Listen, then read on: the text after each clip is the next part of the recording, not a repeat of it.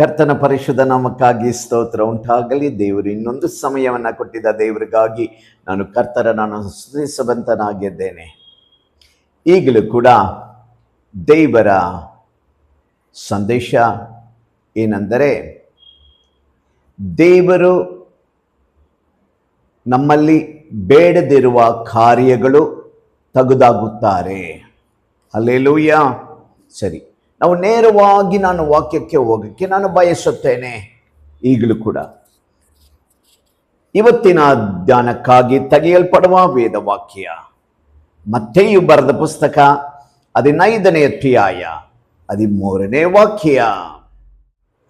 ಅದಕ್ಕೆ ಆತನು, ಪರಲೋಕದಲ್ಲಿರುವ ನನ್ನ ತಂದೆಯು ನಡೆದೇ ಇರುವ ಗಿಡಗಳೆಲ್ಲ ಬೇರಿನೊಂದಿಗೆ ಕಿತ್ತು ಹಾಕಲ್ಪಡುವವು. ಹಲ್ಲೆಲೂಯಾ.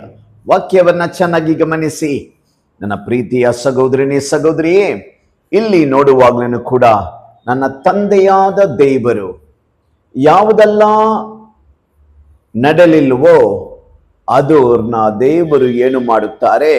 ಕಿತ್ತಾಕುವ ದೇವರಾಗಿರುತ್ತಾರೆ. ಹಲ್ಲೆಲೂಯಾ. ವೇದ ವಾಕ್ಯದಲ್ಲಿ ಕೂಡ ನಾವು ನೋಡುತ್ತೇವೆ.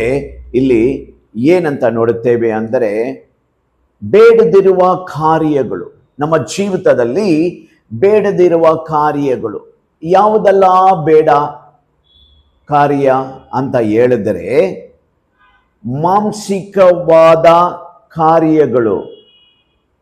ಏನು? ನೀವು ಗಲಾತ್ಯರ ಬರೆದ ಪುಸ್ತಕ 5ನೇ ಅಧ್ಯಾಯ 19ನೇ ವಾಕ್ಯದಲ್ಲಿ ನೀವು ಓದುವಾಗ ಆ ವಾಕ್ಯ ಬರೆದಲ್ಪಟ್ಟಿದೆ. ವೇದ ವಾಕ್ಯ ಹೇಳುತ್ತೆ, ಬೇಡದಿರುವ ಕಾರ್ಯಗಳು, ಪಾಪಗಳು, ಶರೀರ ಭಾವದ ಕರ್ಮಗಳು ಎಲ್ಲವನ್ನ ತೆಗೆದುಹಾಕಬೇಕು. ದೇವರು ನಮ್ಮ ಜೀವಿತದಲ್ಲಿ ಅದ್ಭುತ ಕಾರ್ಯವನ್ನ ಮಾಡುವಂತನಾಗಿದ್ದಾರೆ. ಹಲ್ಲೆಲೂಯಾ. ಇಲ್ಲಿ ನೋಡುವಾಗ್ಲೂ ಕೂಡ ನನ್ನ ತಂದೆಯಾದ ದೇವರು ಆ ಕಾರ್ಯಗಳನ್ನ ತೆಗೆದುಹಾಕುತ್ತಾರೆ. ತೆಗೆದುಹಾಕಿ ನಮ್ಮನ್ನ ನೂತನ ಸೃಷ್ಟಿಯಾಗಿ ಮಾರ್ಪಡಿಸುತ್ತಾರೆ. ಹಲ್ಲೆಲೂಯಾ. ಎಷ್ಟು ಒಳ್ಳೆಯ ದೇವರಲ್ಲ ನನ್ನ ದೇವರು. ಇಲ್ಲಿ ನೋಡುವಾಗ್ಲೂ ಕೂಡ ವೇದ ವಾಕ್ಯ ಹೇಳುತ್ತೆ, ಐಸಾಯ ಬರೆದ ಪುಸ್ತಕ 60ನೇ ಅಧ್ಯಾಯ 21ನೇ ವಾಕ್ಯದಲ್ಲಿ ನಾವು ವಾಕ್ಯವನ್ನು ಓದುವಾಗ, ನಿನ್ನ ಜನರೆಲ್ಲ ಸದ್ಧರ್ಮಿಗಳಾಗಿರುವರು. ನನ್ನ ಪ್ರಭಾವಕ್ಕೋಸ್ಕರ ನಾನು ನೆಟ್ಟ ಸಸಿಯಾಗಿಯೂ ನನ್ನ ಕೈ ಸೃಷ್ಟಿಸಿದ ಪ್ರಜೆಯಾಗಿಯೂ ದೇಶವನ್ನು ಸದಾ ಅನುಭವಿಸುವರು. ಹಾಲೆಲೂಯಾ. ದೇವರು ನಟಿಸಿರುವ ಮಕ್ಕಳು, ವೆದೆಗಳು, ಅದು ಆಶೀರ್ವಾದವಾಗಿರುತ್ತದೆ. ಏನೇಳಿ? ದೇವರು ಕರೆದಲ್ಪಡುವ ಮಕ್ಕಳನ್ನ ದೇವರು ಆಶೀರ್ವದಿಸುವ ದೇವರಾಗಿ ಇರುತ್ತಾರೆ. ನಮ್ಮ ಜೀವಿತದಲ್ಲಿ ಕೂಡ ದೇವರು ಏನು ಕಾರ್ಯಗಳನ್ನು ಮಾಡುತ್ತಾರೆ ಅಂತ ನಾವು ವಾಕ್ಯವನ್ನು ಧ್ಯಾನಿಸುವಾಗ ವೇದ ವಾಕ್ಯ ಹೇಳುತ್ತೆ, ನಾವು ಎಲ್ಲವನ್ನ ದೇವರು ನಮ್ಮ ಜೀವಿತದಲ್ಲಿ ಕಾರ್ಯಗಳು ಮಾಡಬೇಕಂದರೆ ಏನು? ನಮ್ಮ ಜೀವಿತದಲ್ಲಿ ಕಾರ್ಯಗಳು ಮಾಡಬೇಕಂದರೆ ನಾವು ದೇವರಿಗಾಗಿ ಒಪ್ಪಿಸಿಕೊಡಬೇಕು. That is very important in our lives. Very very important in our lives. ನನ್ನ ಪ್ರಿಯರೇ, ವೇದ ವಾಕ್ಯ ಏನು ಹೇಳುತ್ತೆ ಅಂತ ನಾವು ವಾಕ್ಯವನ್ನು ಓದಿ ನೋಡೋಣ. ವೇದ ವಾಕ್ಯ ಹೇಳುತ್ತೆ, ಮತ್ತೆಯು ಬರೆದ ಪುಸ್ತಕ 5ನೇ ಅಧ್ಯಾಯ 5ನೇ ವಾಕ್ಯವನ್ನ ಓದಿ. ಶಾಂತರು ಧನ್ಯರು, ಅವರು ಭೂಮಿಗೆ ಬಾಧ್ಯರಾಗುವರು. ಹಲ್ಲೆಲೂಯಾ. ಶಾಂತರು ಧನ್ಯರು, ಅವರು ಭೂಮಿಗೆ ಏನಾಗ್ತಾರೆ? ಬಾಧ್ಯರಾಗುವರು. They inherit the earth. They will inherit the earth. Meekness ಅಂದರೆ ಏನು? ತಾಳ್ಮೆ. ನಮ್ಮ ಜೀವಿತದಲ್ಲಿ ಯಾವಾಗಲೂ ಕ್ರೈಸ್ತರ ಮಕ್ಕಳಿಗೆ ತಾಳ್ಮೆ ಇರಬೇಕು. ಇವತ್ತು ಅನೇಕ ಮಕ್ಕಳು ತಾಳ್ಮೆ ಇಲ್ಲ. ಎಲ್ಲದರಲ್ಲೂ ಆ ಥರ ಪಡುತ್ತಾರೆ. ಆ ಥರ ಯಾವಾಗಲೂ ಪಡಬಾರದು.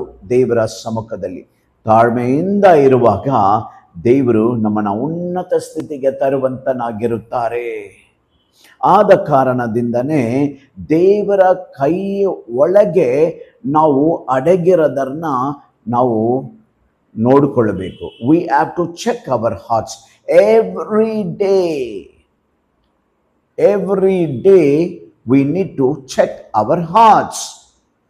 ಇಲ್ಲಿ ನೋಡುವಾಗಲೂ ಕೂಡ ದೇವರು ಹೇಳುತ್ತಾರೆ, ತಗ್ಗಿ ಬಗ್ಗಿ ನಡೆಯಬೇಕು, ತಾಳ್ಮೆ ಕಲಿತುಕೊಳ್ಳಬೇಕು. ನಾವು ನಮ್ಮ ಜೀವಿತದಲ್ಲಿ ಏನಿಲ್ಲ ಹೇಳಿ? ತಾಳ್ಮೆ ಅನ್ನೋದೇ ಇಲ್ಲ. ತಾಳ್ಮೆ ಇದ್ದರೇನೆ ದೇವರ ಆಶೀರ್ವಾದ ಮಾಡೋಕ್ಕೆ ಸಾಧ್ಯ. ಹಲ್ಲೆಲೂಯ. ವೇದ ವಾಕ್ಯ ನೋಡಿ, ವಾಕ್ಯ ಏನು ಹೇಳುತ್ತೆ ಅಂತ ನೋಡಿ. ಕೀರ್ತನೆ ಬರೆದ ಪುಸ್ತಕ 37ನೇ ಕೀರ್ತನೆ 22ನೇ ವಾಕ್ಯ.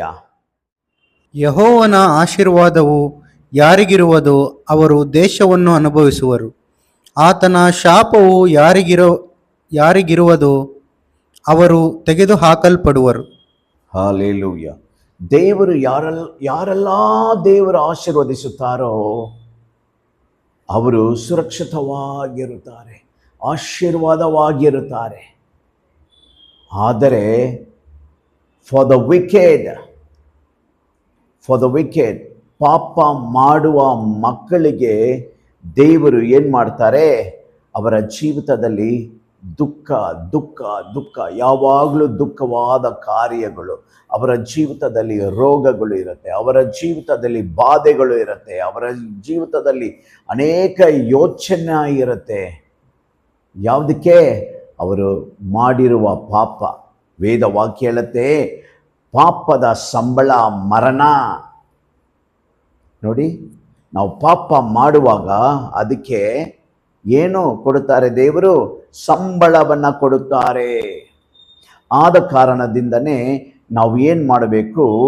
ಪಾಪ ಮಾಡದೆ ದೇವರ ಆಶೀರ್ವಾದವನ್ನು ನಾವು ಎದುರು ನೋಡೋಕ್ಕೆ ನಾವು ಬಯಸಬೇಕು.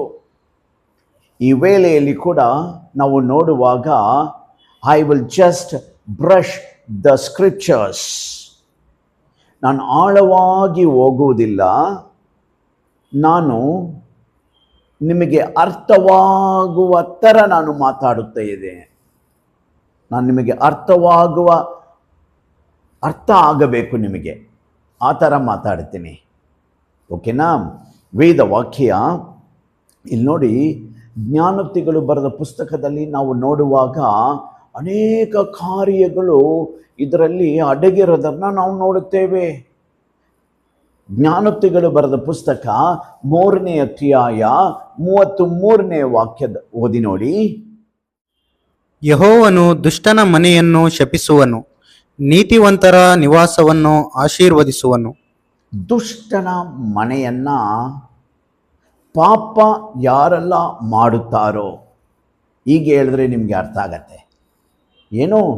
ದುಷ್ಟನ ಮನೆ, ಅವರನ್ನು ದೇವರು ಏನು ಮಾಡ್ತಾರೆ? ಶಪಿಸುತ್ತಾರೆ, ಶಾಪ ಇಡುತ್ತಾರೆ. ಪಾಪ ಯಾರೆಲ್ಲ ಮಾಡುತ್ತಾರೋ, ಆದರೆ ದೇವರು ಯಾರನ್ನು ಆಶೀರ್ವದಿಸಕ್ಕೆ ಬಯಸುತ್ತಾರೆ? ಯಾರ ಮೇಲೆ ದೇವರಿಗೆ ತುಂಬ ಇಷ್ಟ?